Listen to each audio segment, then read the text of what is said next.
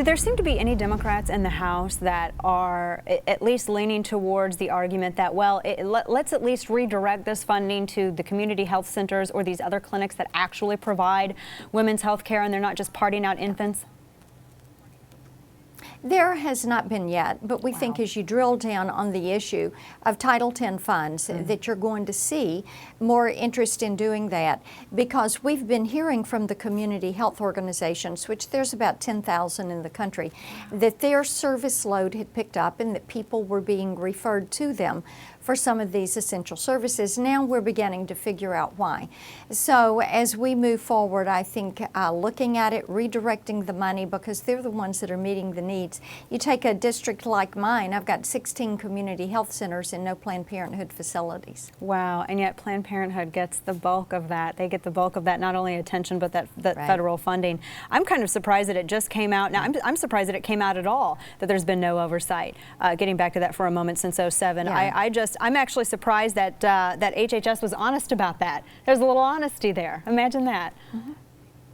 Well, the Inspector General and GAO do a good job of getting the detail, and we're going to look forward to reading in detail their reports. Is there any, and I'm hoping that there's some more momentum at least to freeze their funds. I know that this battle is going to come up again after this stopgap, but is there maybe the hope that at least some of these funds can be suspended until they can be a little bit more accountable for all this federal funding, Planned Parenthood? Well, we do hear from individuals that weren't particularly warm to the idea of freezing those funds until the investigation could be completed, and then like the idea of redirecting them, because they may have one, maybe two Planned Parenthood facilities in their district, but they've got sometimes dozens of community health centers, and they would like for those health centers to be able to get those funds to provide those health care services. And you know, when you look at Planned Parenthood, you can't get a mammogram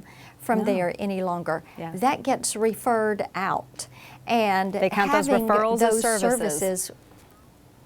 That's right, and having all of that available in one stop is so important for individuals and for women and children, and so we do want to do a relook at this and some oversight and make certain that the money is going to go where it is utilized and where it's needed. Right. Congresswoman, were you surprised today when Kevin McCarthy decided to drop out of that House Speaker run? I know there was a lot of chaos on the Hill. What do you make of all of this? And if you have any allegiances yet, where do they lie?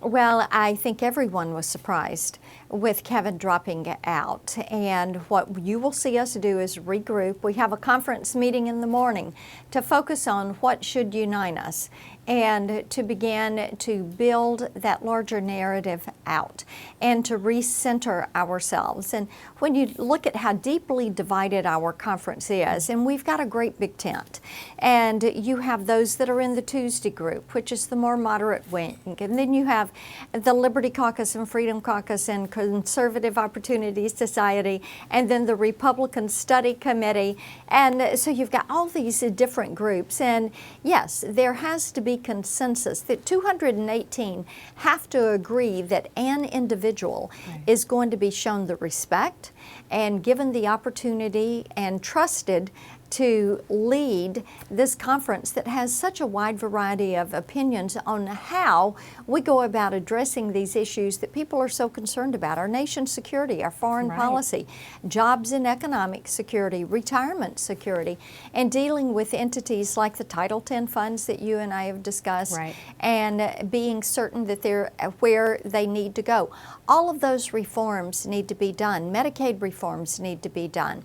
Stabilization for Medicare and Social Security. So it is going to take someone who can take these 245 individuals and get everybody focused and working the same direction.